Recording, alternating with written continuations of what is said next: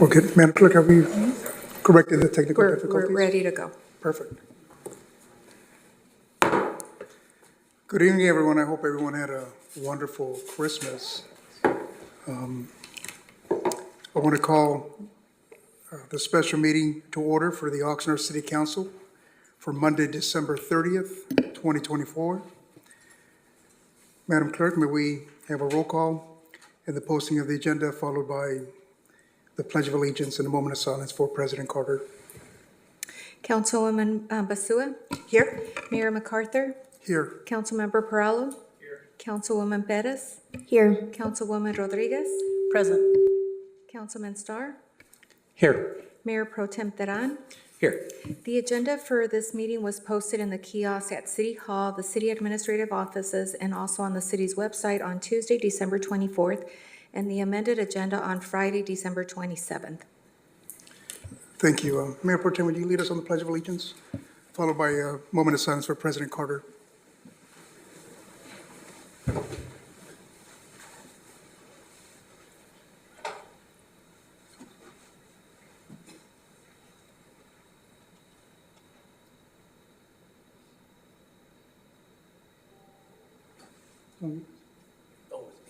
I'm sorry. No, go ahead.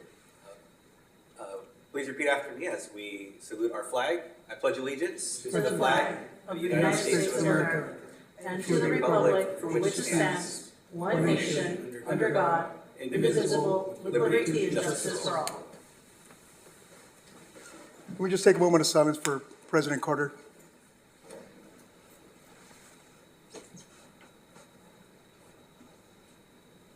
Thank you.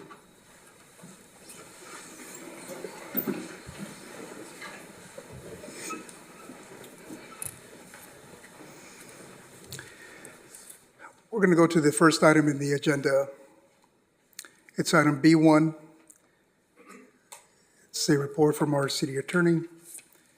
It's regarding the closed session participation of Councilmember Aaron Starr. The recommendation is that the city council consider whether Councilmember Starr can participate in a closed session discussion regarding the pending litigation in moving Oxnard Forward, Inc. versus Ascension United States Court of Appeals for the Ninth Circuit, in which Councilmember Starr is the president and chief executive officer of the named plaintiff appellant. Attorney Fisher, will you please give your report? Thank you, Mayor. First, I'd like to ask, does Councilman Starr have anything to add at this point? I think I could save a lot of time if I would go first. So I kind of wrote down what I wanted to say. So I'll try to follow that as best I can. So I am in the odd position of being an officer of the plaintiff, moving Oxnard forward. My wife is also an officer as well. And in effect, I'm an officer of the defendant, City of Oxnard. And my first reaction, I thought, well, wouldn't this cause a conflict of interest? And then I started looking at the statutes. And I go, oh, this looks really interesting. So I ended up contacting Steve Fisher, and we're trying to figure this out. And I said, well, out of an abundance of caution, he suggested that we have an extra item of business on the agenda so that it can be discussed. And I said, yeah, that makes a lot of sense to me. So I've had a chance to kind of review this over the weekend, and here's what I found. So the Political Reform Act, it prohibits a public official from participating in a governmental decision in which he has a financial interest, including one affecting members of his immediate family or his business. But moving Oxnard Forward is a nonprofit entity, so it doesn't fit the statutory definition of a business interest. Neither I nor my wife earn any financial benefit from moving Oxnard Forward. Even if moving Oxnard Forward to receive money from this case, the organization's bylaws prohibit paying compensation to us as board members. We're an all-volunteer organization. Moving Oxnard Forward is not seeking damages from the City of Oxnard. It does seek costs and attorney's fees. Plaintiff's attorney Chad Morgan is handling the matter on contingency, meaning that moving Oxnard Forward and my wife and I have not paid any costs or attorney's fees for which it would even be reimbursed from an award, nor is there any future obligation for any of us to pay such fees and costs. The attorney only gets paid if he wins, and that payment will go directly from the city of Oxnard to him. Moving Oxnard forward won't receive a penny, and neither will I or my wife. So I have no financial interest in the outcome of this case that is any different from the impact it will have on each council member. I distributed to you an attachment for our minutes, and it's a copy of an FPPC advisory letter where it advised the city of Santa Monica that a council member with almost identical circumstances did not have a conflict of interest. The city of Santa Monica later settled a lawsuit with that council member and paid his attorney's fees because he was unjustly excluded from participation. So, I mean, to me, the litigation before the council is a question of policy that I ought to be able to participate in, and my attorney has advised me that I have neither a conflict under the statutes nor under common law. All that said, I see a different problem where if a majority of this council were to decide to continue the litigation, I really don't want to be in a position where I'm receiving privileged information from closed session. It's a real bind for the attorneys because they have certain ethics rules where they have to keep their client notified, and in theory they can't be talking to the client of the opposing party. So it's a really strange situation, and I can't be in a situation where I'm become privy to privileged information that could accidentally somehow, or I can be accused of providing that information to my attorney because my attorney's not allowed to have privileged information. So I don't want to even run the risk that somebody could say later on that he got information. And so for those reasons, while I reserve the right to come to a different conclusion in the future, at this time, I'm going to waive my right to participate in this matter in closed session. So that's my thinking.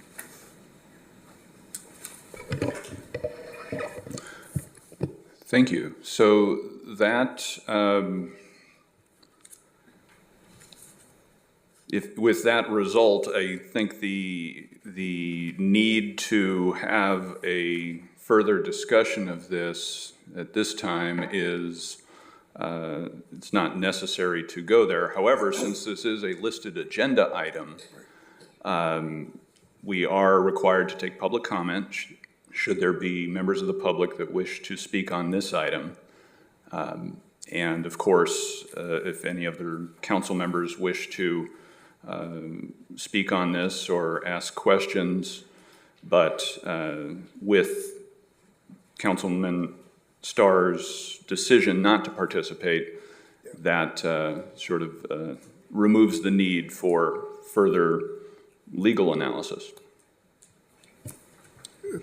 Mr. City Attorney, I assume that people could speak on this item, but they can also speak on the next item of business, which is just before the rest of the council goes into closed session. Correct. Thank you. Thank you. Do any council members have any questions or comments at this time before we go to public comment? Mayor Pro Tem? Okay. Madam Clerk, we're going to go to the public comments first, but I also want to acknowledge some members of our community that submitted email correspondence to us, so we've had the opportunity to review their comments, and that included an email from Mr. Joe Guzman, also a comment from Mrs. Renee Ayu, an email from Ms. Debbie Mitchell, and also from Mr. Stephen Nash. So I thank those that submitted email correspondence letting us know. I apologize, this was one other. Erica Garcia also submitted an email correspondence, so thank you. We received them and reviewed them. Now we'll go to public comment. We'll take our first speaker, Mr. Michael Gleason. Thank you, Michael. He's going to be followed by Mr. Danny Pinedo. Thank you, Mr. Gleason. Just to clarify before I start, this is comments about item C for the closed session item? No, this is comments on B1. Yeah, that's the next one. Well, as long as I'm up here, I just, yeah, no, I don't have any comment on that because what's already transpired. Sounds good, Mr. Gleason. We'll call you up for the next one. Thank you, sir. Mr. Pinedo, you're up next, and he's going to be followed by Douglas Portello.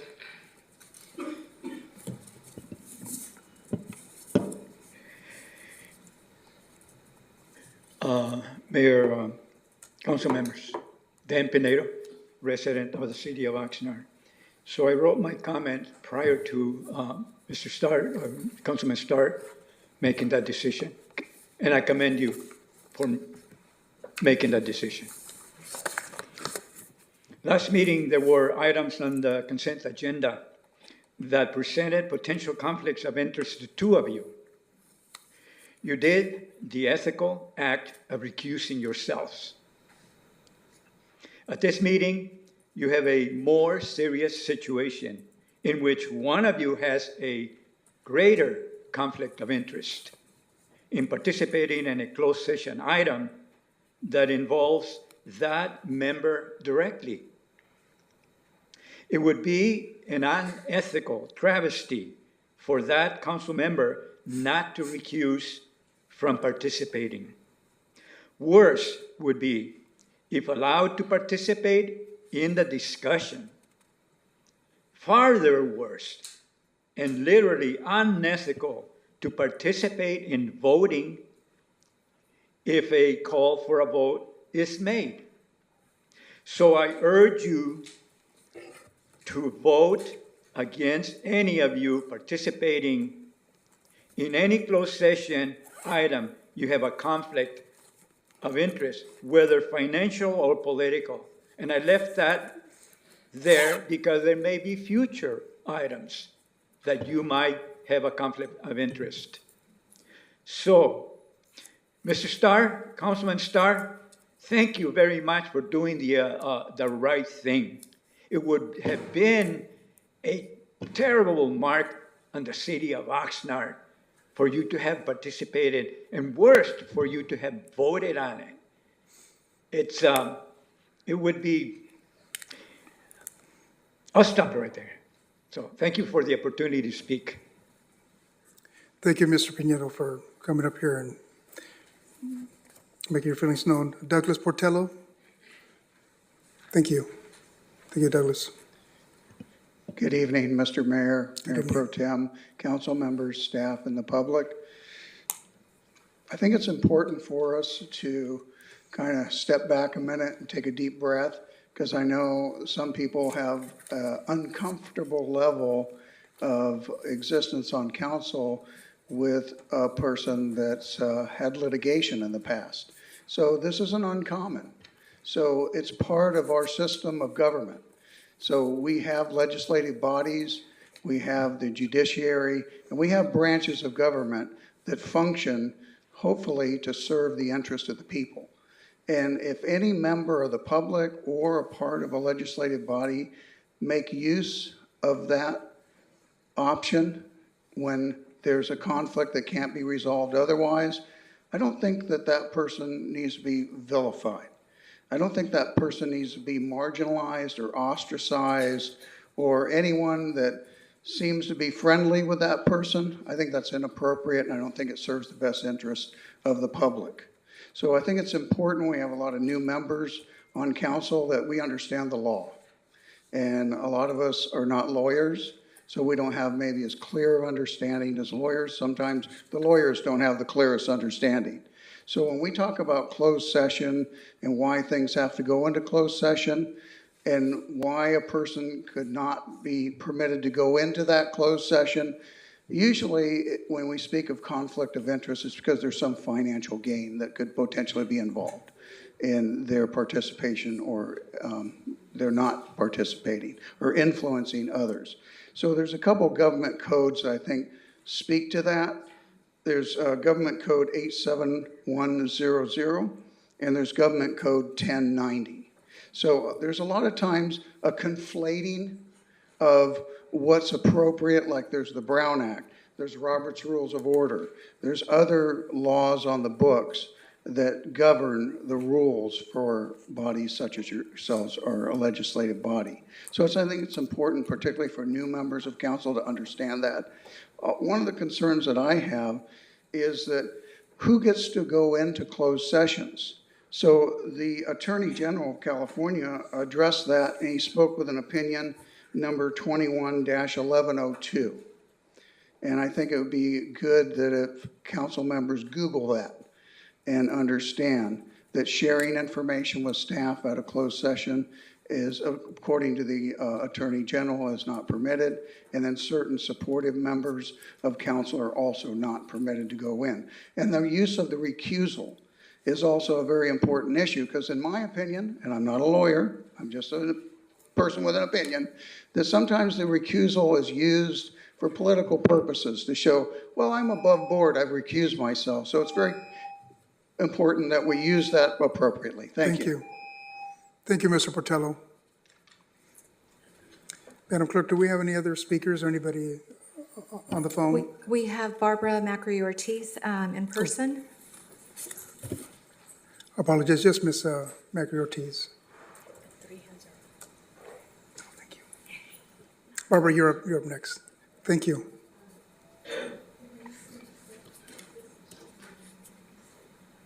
What do you see? Oh, got you. Thank you. Welcome. Happy New Year, everyone. Happy New Year, yeah. With the death of former President Jimmy Carter, I think it's appropriate right now for all of us to reflect a bit on his life and what he stood for all these years as the consummate public servant. Integrity, honesty, telling the truth, and, excuse me, doing the right thing regardless of the consequences to one's personal or political power. The question here is whether Councilman Starr should participate in a closed session discussion regarding his lawsuit against the city. The answer is relatively simple for Councilman Starr. It should be his decision, and any risk should be his burden. The law in this question goes both ways. As a good lawyer, I can make a compelling argument either way. But what is right and what we can get away with under the law sometimes are a little different. What is a conflict of interest? Conflict of interest occurs when someone breaches his duty of loyalty to their employer, in this case, the city of Oxnard, and instead acts in accordance with their personal interests.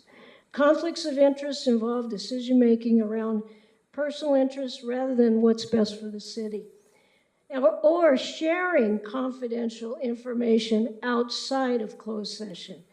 We are talking about conflicts where a personal interest might adversely affect their duty to the citizens. You know, under common law, it's been established for a long time. A public officer is impliedly bound to exercise the powers conferred on him with disinterested skill, zeal, and diligence, and primarily for the benefit of the public. Under the doctrine, public officers are obligated by virtue of their office to discharge the responsibilities with integrity and fidelity. Here, I, along with 82.5% of the electorate, voted for campaign contributions limits. We won the election. I don't understand why Councilman Starr would fight that.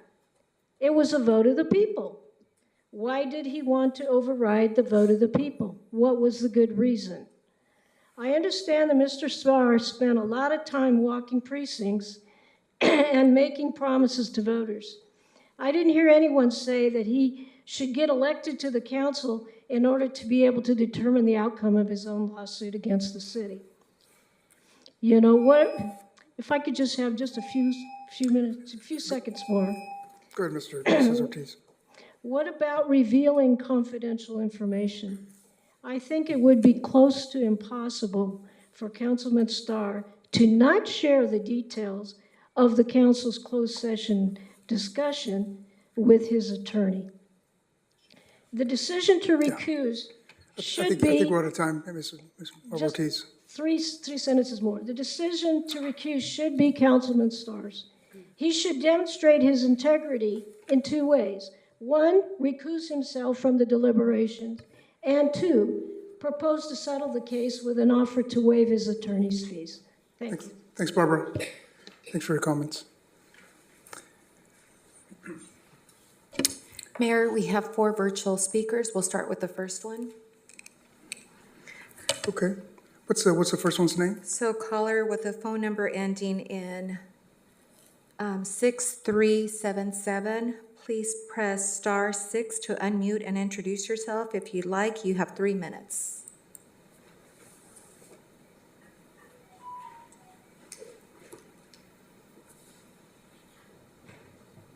Hello?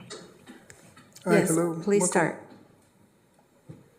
Yes, hello, Mayor MacArthur, Mayor Pro Tem Teran, members of the City Council. My name is Manuel Herrera. I'm the creator of Citizens for a Better Oxnard. First of all, I want to commend Barbara Macri Ortiz. I totally agree 100% with everything she just said. But my first question is, why are we even here? Like, none of this is necessary. You know, so I guess welcome to the Aaron Star Circus. He could have done all this beforehand. You know, right now people are thanking him for making the right decision. Well, we didn't even have to go this far.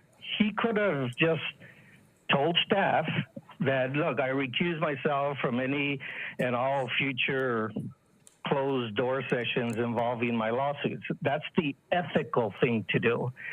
But instead, he had to grandstand and he had to give, although I have every right to, and it has nothing to do with financial gain and everything. But what about ethical reasons?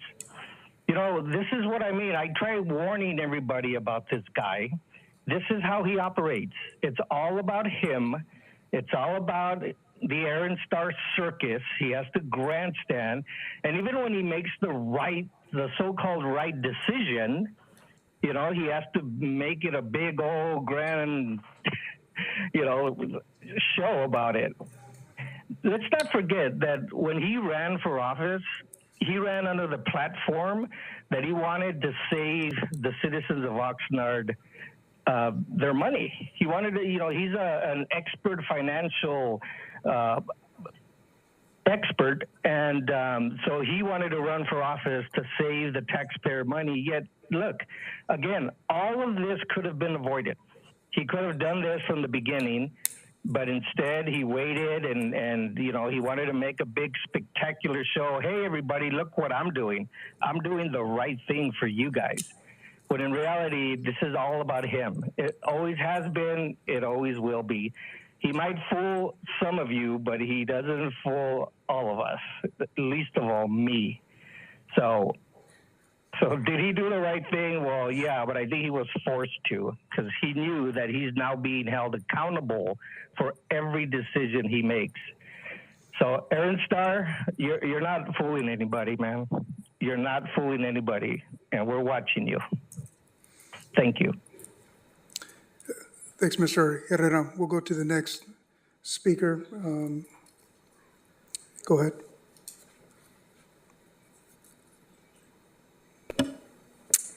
Caller with phone number ending in 1622, please press *6, unmute, and introduce yourself if you'd like.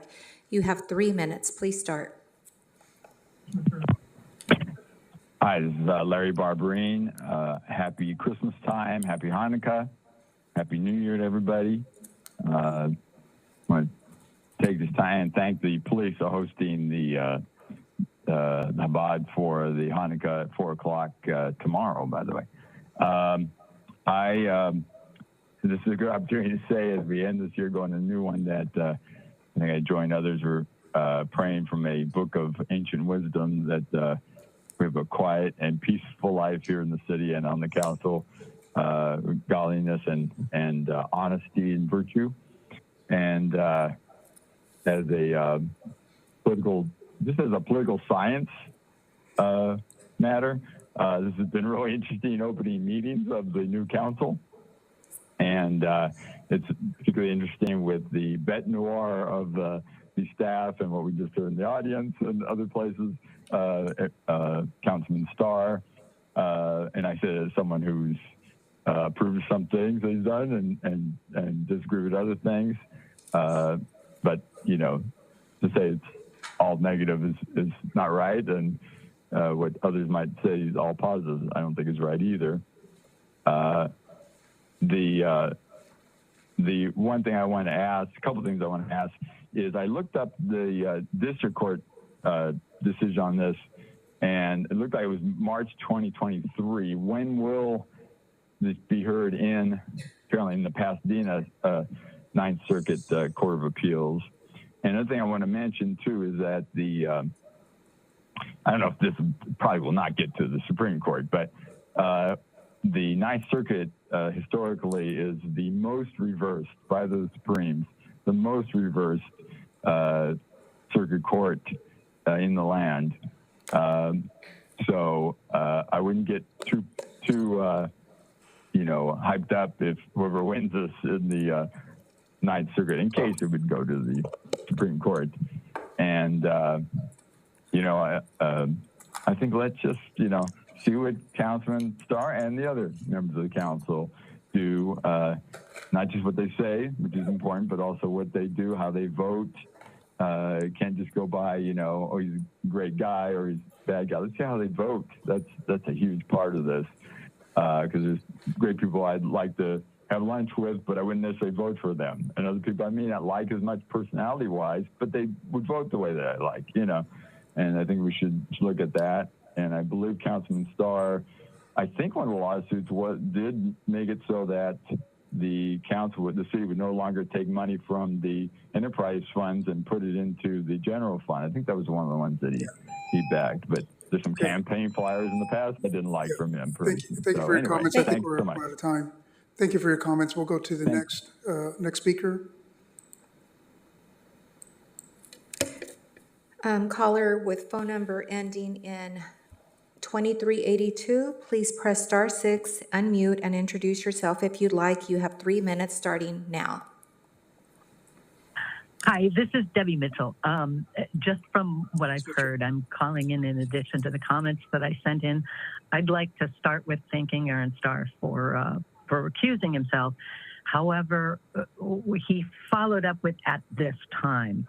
And it seems that it might behoove the council to actually discuss and take a vote on "at this time" or times in the future. I agree with one of the issues that Barbara brought up about employer versus personal. And I can't imagine having been involved in that kind of a lawsuit that there isn't a personal gain to the outcome. And at times in the past, when there have been lawsuits involving members of a homeowners association, we were restricted from having conversations with different circumstances on issues where the homeowners were involved in lawsuits, and our discussions with the city were halted at that time because of a conflict of interest. And so listening to there is a perceived animosity, from certain segments of Oxnard over the lawsuits that Mr. Starr has been involved with in the past.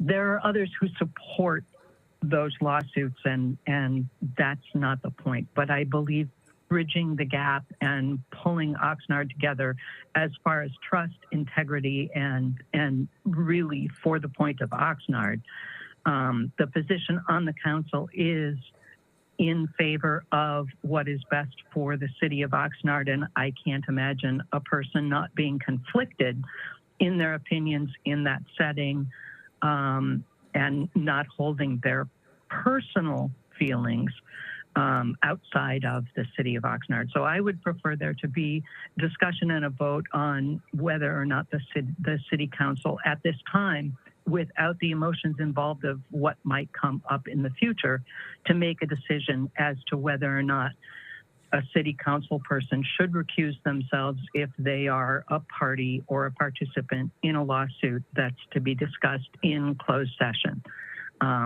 And, and Happy New Year, and thank you to all of you. What a way to start a year. Thank you. Thank you, Ms. Mitchell, for your comments, for both your email and for calling in. We'll go to the next speaker. The next caller is Mr. Morgan. Please press *6 to unmute, and you have 3 minutes starting now. Good evening, Mayor, members of the council. Good evening. Can you hear me? Yes. Yes. Yes, we can hear you. Okay, perfect. All right. Was intending to speak more on the closed session item, but since I'm here on this, I would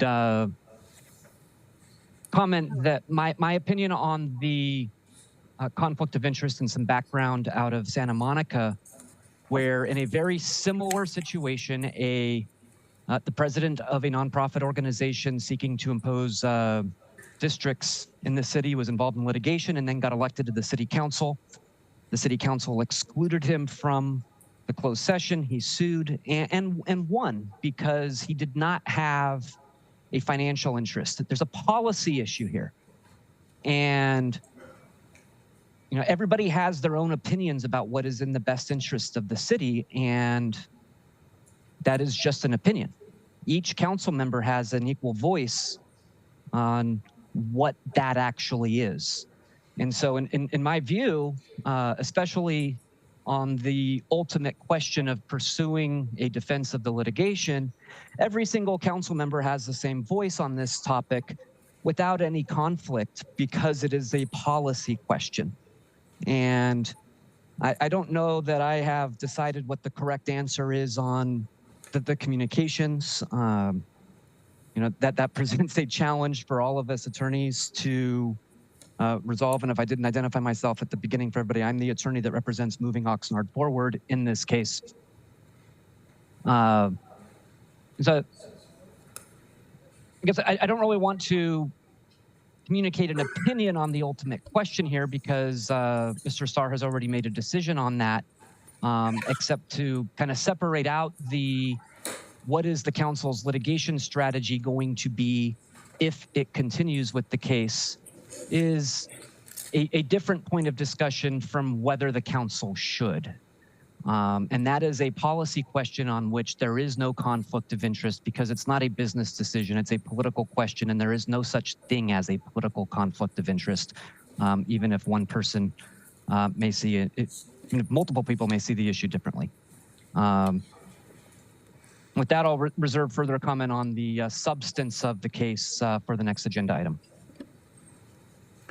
Thank you, Mr. Morgan, for your comments. We'll go to the next speaker. Mayor, we have no additional public speakers virtually or in person at this time. Thank you. Thank you.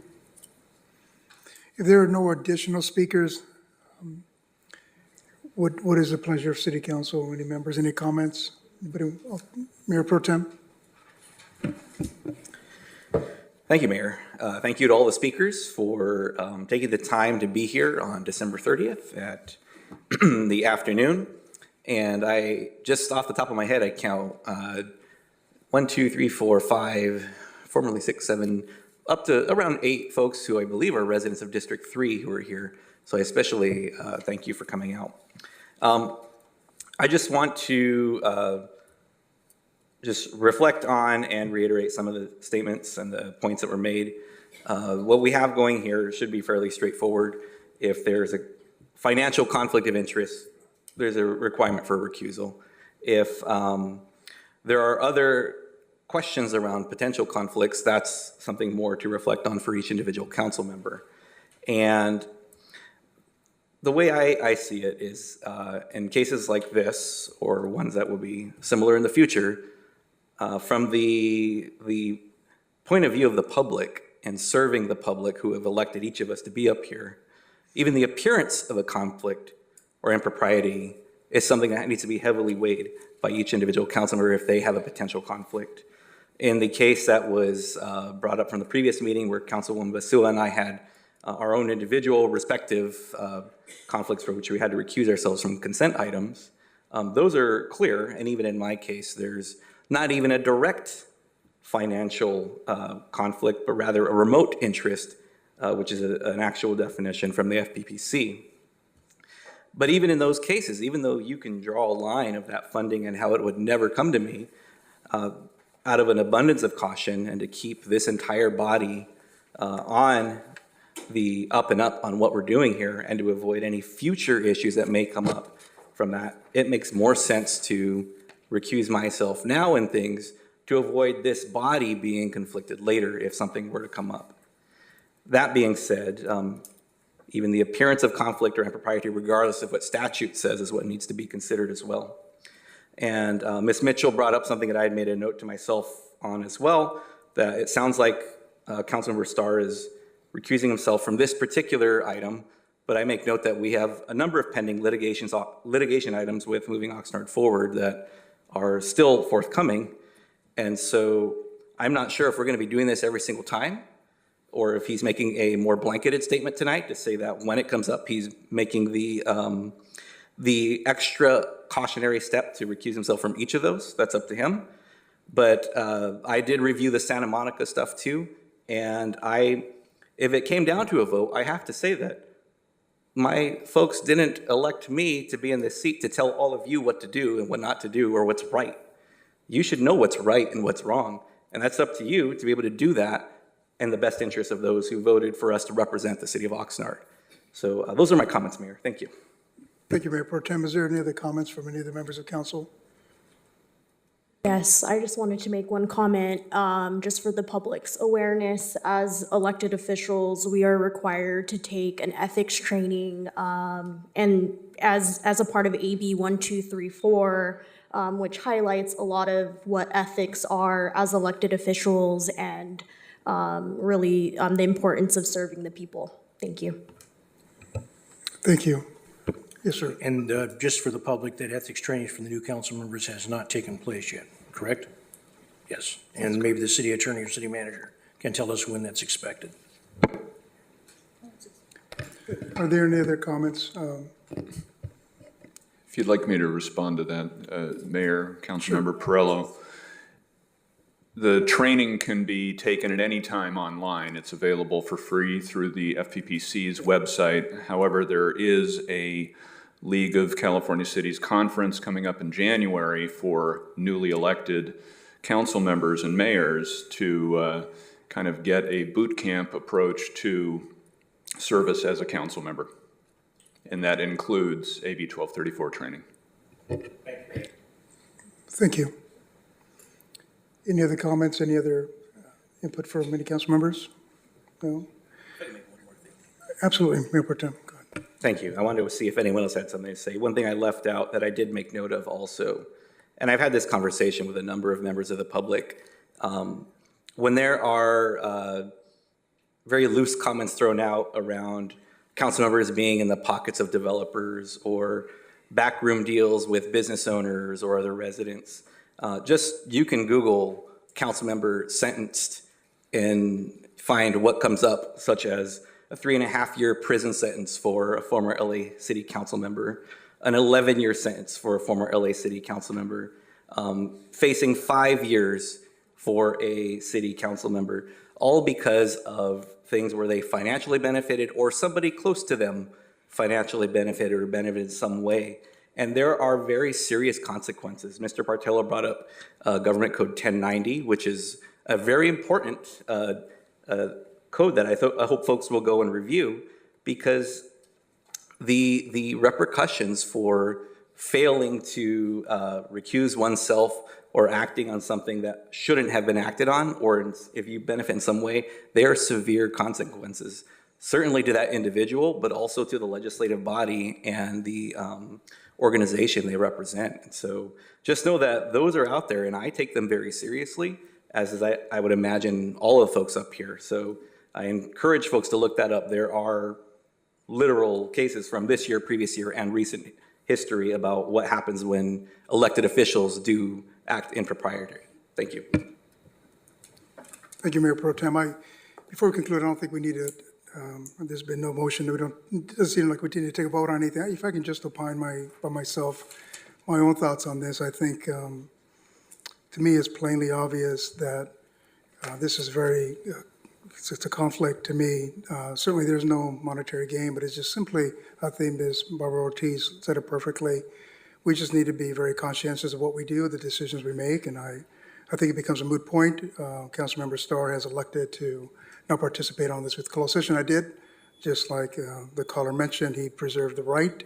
Sounds like to, I don't know, change his mind down the road, but I think for the moment, I think it's the right thing to do, because then how do you preserve what information you gain in closed session, which becomes privileged, and then can you share that with your attorney? It becomes very compounded. So my thought on this is that you simply it's just it's right to recuse yourself and make that decision because of the plain conflict, and that's my opinion on this matter.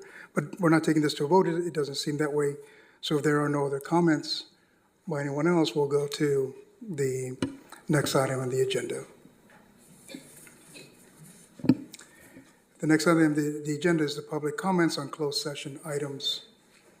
A person may address the legislative body only on matters appearing on the closed session agenda item. Madam Clerk, do we have any comments on that? We do. Okay.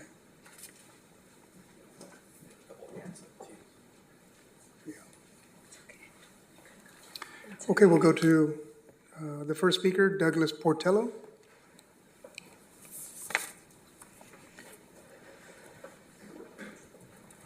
Good evening. Thank you.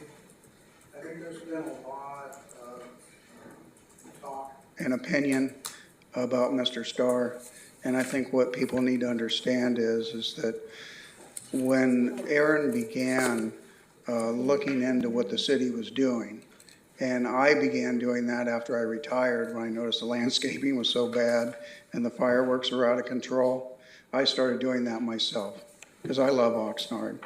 And I know Aaron and his wife love Oxnard. And they've spent a lot of time, energy, and money to try to make Oxnard better. And I think there's a lot of disagreement on how we go about making Oxnard better. And that's fair. That's, what our system is there for, representative government. But I think it's important to know that when people start questioning the motivation of a person who's acting legally and lawfully and on their own values and principle, I think that's wrong. I think that's wrong to do. And I think we've seen that already. I think this legislative body needs to represent the citizens. And you may not like who was put on this dais by the voters. Some people in our city didn't like that our city treasurer was elected. And they decided to go ahead and unelect our city treasurer. They made other decisions about the user fee, where they were illegally siphoning off money from the utility funds into the general fund. And it was only one person, one citizen, that stood up to that wrong and faced a barrage of insults and disparaging comments and just kept fighting for the citizens. Put his own money on the line. Hasn't gained a single penny in his own pocket for all the effort that he's made to better Oxnard. And let me tell you something, Oxnard's better because we have citizens that are willing to stand up and fight for Oxnard. I'm one of them, and I've taken a barrage of unspeakable comments about my personal character and everything else. And I want to tell you, it's all wrong. I continue to fight to make Oxnard better. I volunteer thousands of hours to make Oxnard better, and I still get withering comments. And why is that? To silence the voices of those of us who have the temerity, the audacity to stand up to the power structure when they're doing things wrong.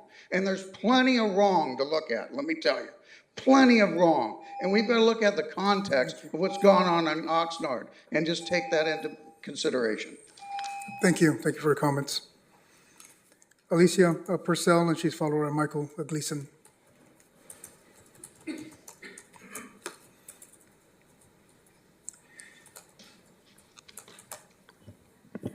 I am also an officer of Moving Oxnard Forward.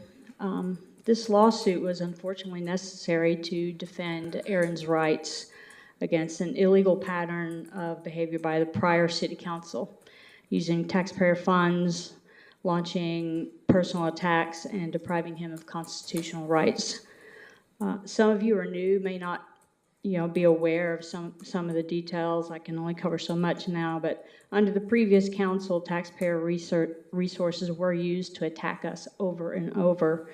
And in fact, this is the second time the courts have overturned what the prior council did with Measure B on the basis that it deprived Aaron of rights. There is really no question that the ordinance at issue in this lawsuit was written to target Aaron, and the Ninth Circuit panel agreed.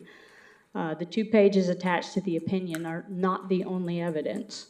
If this case continues and if it were to be remanded for trial, we'll pile on more evidence. We also have video of a council member at a public meeting who stated that contribution limits should be adopted to target Aaron's funding, and the city complied and did it. It is not credible to claim that this ordinance was written for any other purpose other than to target Aaron. That is not a valid governmental purpose for intrusion into First Amendment rights. The city has on multiple occasions sent mailers at taxpayer expense that attack Aaron by name. He's been the focus of disparaging and juvenile city press releases and false characterizations to the media, calling him fascist and an anarchist, which is odd because those are polar opposites. Somehow, information that only City Hall insiders knew made its way to the hands of a person with mental issues who was already harassing us, and it encouraged him to continue and ramp it up, and he now has pending criminal charges. We've seen the PowerPoint slides presented at City Council meetings unfairly depicting Aaron as a terrorist for succeeding in challenging the city's past illegal actions, and the court agreed with Aaron. We don't blame city staff for following orders to keep their jobs, but those who gave the orders are responsible. Of course, now we have a new mayor, a new council majority, which did not participate in those past actions. And for those council members who are holdovers from the last council, we have an opportunity here for both sides to alter the relationship and work together to actually resolve the issues that we raise without the expense of litigation. So are you willing to do that? The reality is that Aaron now has the incumbency advantage, so even if you dislike him and want to stick it to him, the contribution limits will affect his challengers more than him. Thank you. Thanks, Alicia, very much. Mr. Michael Gleason. Good evening, Mr. Mayor. Good evening. Council, city staff. Thank you very much for being here and for this opportunity. Resident of Oxnard for a little over 23 years, served on a neighborhood council and also on the INCO board. I just want to mention a few things that I've mentioned here before, that I believe the function of the people that come up here and speak during public comments have a function similar to the banks of a river, to keep the river on track. Without the banks, the river just goes all over the place. But in this context, I believe that the people should be listened to, they should be heeded, and give them due consideration. We're almost at the end of this year, another day and a half, whatever, and then we're going into 2025. Be a great opportunity to change, some of the things that have, in my opinion, been wrong with the city.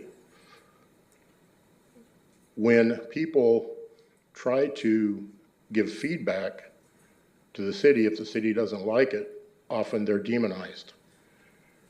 And then when they sue the city, they're even further demonized. When Mr. Perello asked what citizens should do if they don't like the ruling from the council when the council hid the results of an audit for the landscape maintenance districts, city attorney said, tell them they should sue. So if you're going to go after somebody that's trying to get your attention and then you don't give them their attention, and eventually it's going to go somewhere else and this lawsuits come. Once somebody's won an election, you shouldn't continue to demonize them. And yet we see, public press release issued saying that, Aaron Starr won. He's, basically sticking it to the people financially. I think that's not appropriate for an elected official. And for the city staff and city leadership to do that is completely improper. And this demonization of people that you disagree with, it's really dangerous. This is how things happen where somebody gets attacked, you have a CEO of a healthcare company gets murdered. And, this kind of stuff happens when you demonize people from a position of authority. And I've seen way too much of this in the city of Oxnard. Thank you very much. Thank you, Mr. Gleason. I appreciate it. We'll now go to we have 2 virtual speakers.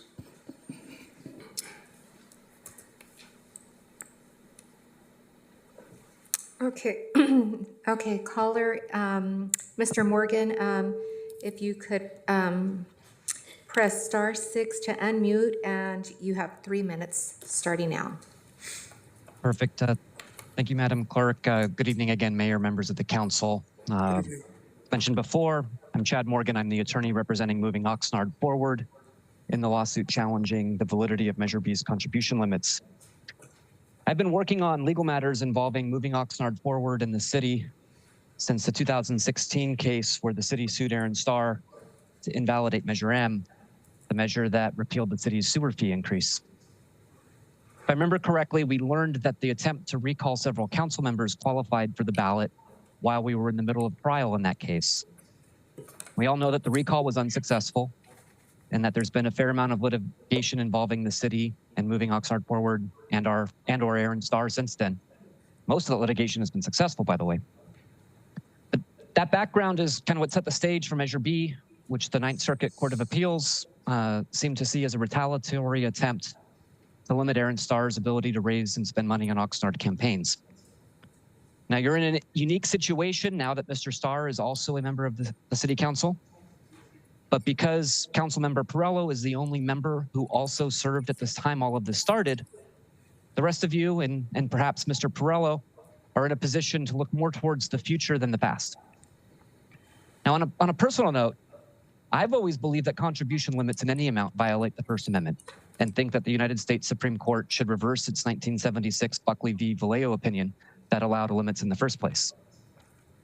Recent years, have made me more optimistic about that possibility as the Supreme Court has slowly pushed back against contribution limits in various ways. Citizens United is one regularly cited example. Given the way the court's evolved, there's a little part of me that always hoped Measure B would be the case that might eliminate contribution limits altogether everywhere in the country. But this isn't about me. And given the situation in Oxnard, I think it's in everyone's best interest to work to put this fight behind you. The 7 of you are not going to agree on everything, but that shouldn't prevent you from trying to work together when you can. Maintaining a 7-year-old grudge doesn't seem conducive to that. For those reasons, I think it's time for you to put Measure B behind you and look to see what comes next. Thank you. I appreciate your comments, Mr. Morgan. Thank you. We'll go to the next speaker. Okay, caller with phone number ending in 1622, please press *6 to unmute and introduce yourself. You have 3 minutes starting now. Whoops. Sorry.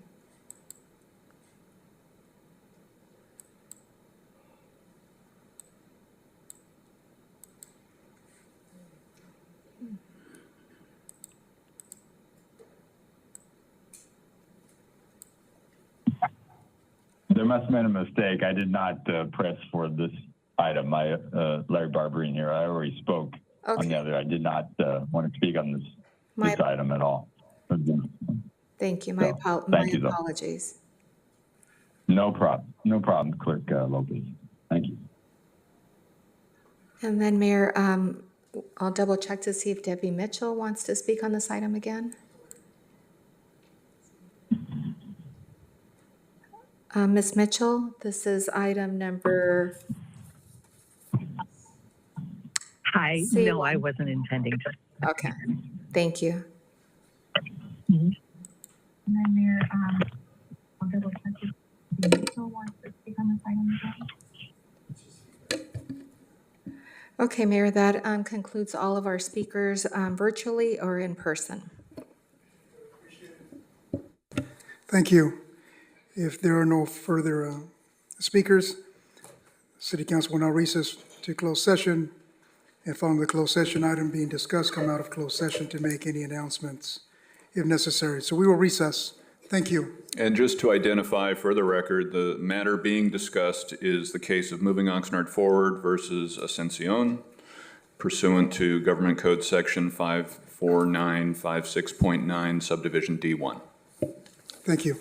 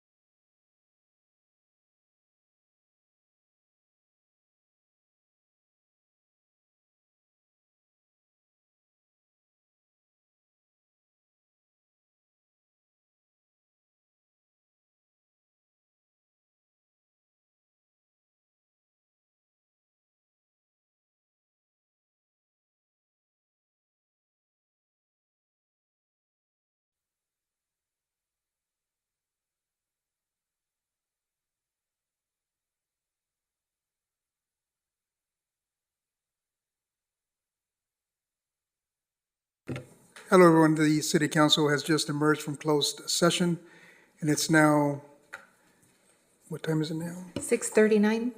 Thank you. It's 6:39. We will ask the city attorney for any announcements to make. City attorney? Thank you, Mayor MacArthur. By a unanimous vote of the council members present in closed session, and noting again from earlier that Councilman Starr did not participate in closed session, the City Council has given its legal counsel approval to seek en banc review in the case of Moving Oxnard Forward versus Ascension regarding the constitutionality of campaign contribution limits placed on the ballot by the City Council and adopted by the Oxnard voters. Thank you. If there are no further business on the agenda, I wish everyone a very happy and safe New Year's. And we are now adjourned. Thank you very much.